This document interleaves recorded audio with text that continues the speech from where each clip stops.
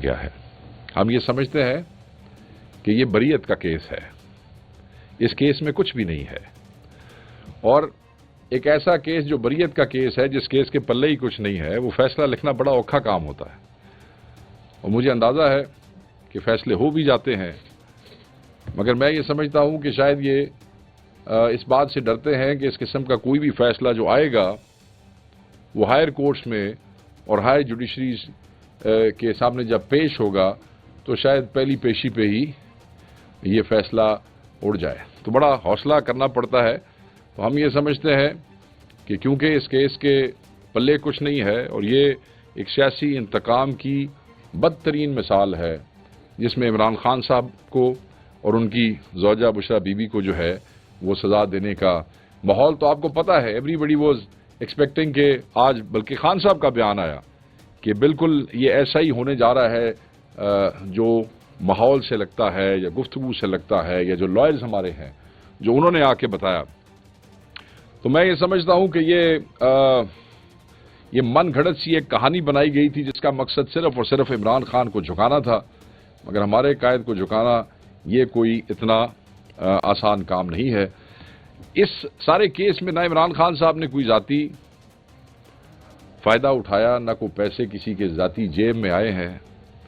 पैसे आए भी सुप्रीम कोर्ट के पास, इन्वेस्ट भी सुप्रीम कोर्ट ने किए, और आपने देखा कि वो जो इन्वेस्ट किए तो उसके ऊपर जो है विद इंटरेस्ट बहुत सारे पैसे और भी जो है वो इकट्ठे हो गए हैं। इमरान खान साहब सिर्फ अलकादिर ट्रस्ट के ट्रस्टी हैं, और ट्रस्टी को आप अगर इस तरह इम्प्लीकेट करने की कोशिश करेंगे सियासी तौर पे तो ये एक मज़े का खेज चीज़ होगी। और इनको ये भी पता है कि जब ये फैसला भी अगर ये कर लेंगे तो जो मैंने आपको ईयू की का स्टांस आपको बता दिया है, ये फैसला भी इंटरनेशनली डिस्कस होगा। नेशनली तो होगा ही होगा, अवाम को तो तशवीश है ही है, मगर वो इदारे इंटरनेशनली और वो अक़वाम जो डेमोक्रेसी राइटेड है और हमारे हिस्टोरिकली पार्टनर्स हैं, तो फिर वो उस पर बात भी करते हैं। हर चौथे उनका दरवाजा खटखटाते हैं, इमदाद केसेस लोग फायर करते रहे। उसमें हमारा एक ही शहीद अनीस शहजाद सत्ती था जिसका पोस्टमार्टम हुआ था, और पोस्टमार्टम की रिपोर्ट जो है वो उन्होंने अनऑफिशियल तो उस वक्त लिख के दे दी क्योंकि लोग बहुत ज्यादा थे, मगर उसकी ऑफिशियल पोस्टमार्टम रिपोर्ट वो इशू नहीं कर रहे थे, हालांकि पोस्टमार्टम वहां परफॉर्म किया गया। उसके लिए वो अदालत में चले गए और साथ ही उनके वर्सा ने 22A की एप्लीकेशन दायर कर दी अदालत में।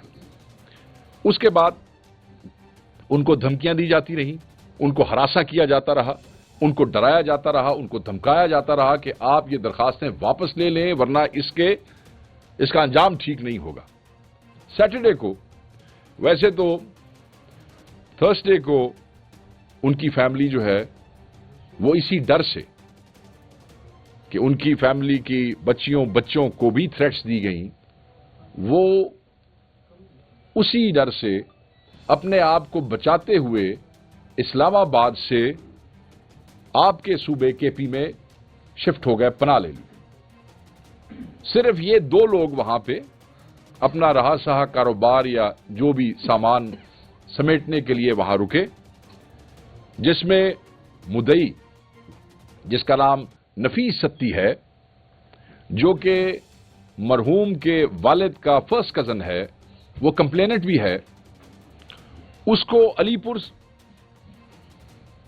से इस्लामाबाद से उठा लिया गया, और शहीद का भाई जो कि पुलिस मुलाजिम है एसपीयू में, उसको उसके मुतलका डीएसपी इम्तियाज भट्ट उसने अरेस्ट करके या अगवा करके आप कह सकते हैं अगेंस्ट हिज विल उसको पुलिस लाइंस में जो है वो शिफ्ट कर दिया। और ये चीज जो है आपने देखा होगा कि मीडिया के कई दोस्तों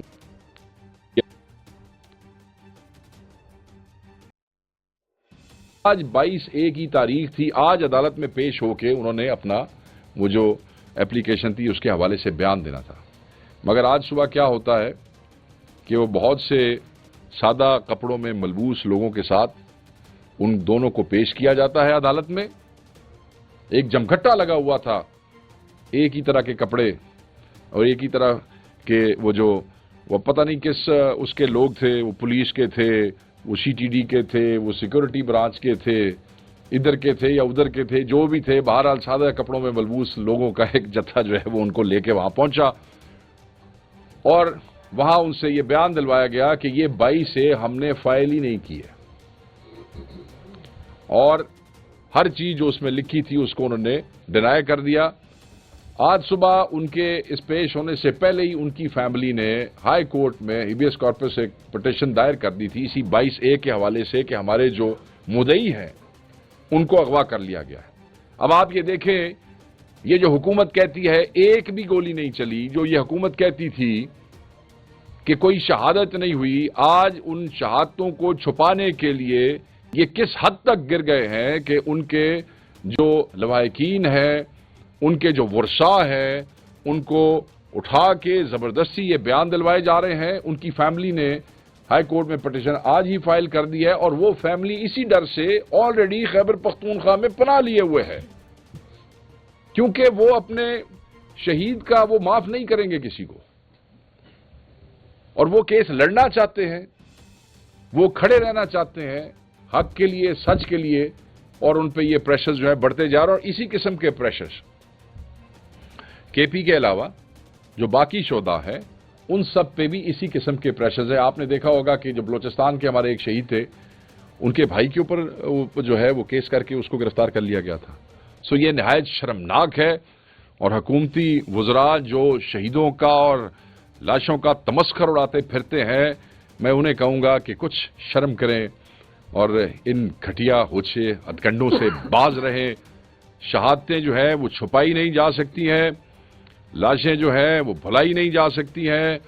आपकी ये भूल है, ये चीजें आपके इन ओछे हथकंडों से लोग पीछे नहीं हटेंगे और लोग आखिरी वक्त तक लड़ते रहेंगे। सो ये बड़ा इंपॉर्टेंट है कि दुनिया को पता चले कि ये शोधा के साथ क्या कर रहे हैं। आपको ये भी अंदाजा होगा कि अब शोधा की तादाद 12 से बढ़ के 13 हो गई है। मलक इदरीस शहीद जिनका अटक दरनाल से ताल्लुक था, और ये हमारे उस पॉइंट को जो हमने प्रेस कॉन्फ्रेंस की थी आप लोगों के साथ ही, वो उसको और भी उसको वो करता है कि हम कहते थे कि लोग डर से अस्पतालों में नहीं जा रहे हैं कि उठा ना लिए जाएं, बुलेट वुंड्स जो हैं उसको नहीं वो ट्रीट कर रहे कि उठा ना लिए जाएं। और आप देखें कि वो बेचारा अटक से मलक इदरीस सिर्फ इसलिए यहां पे पेशावर में अपना इलाज कराता रहा कि ही फियर्ड के उसको उठा लिया जाएगा, उसका इलाज की बजाय उसको कहीं और ही ले जाएंगे और उसको जो है उसको टॉर्चर करेंगे। और वो एक 13वां शहीद जो है वो उसका वो इजाफा हुआ है और आप लोगों के पास वो सब वो उसकी वो मौजूद है। तो कहने का मकसद ये है कि इस तरह की हरकतें मत करें। आतिश न्यूज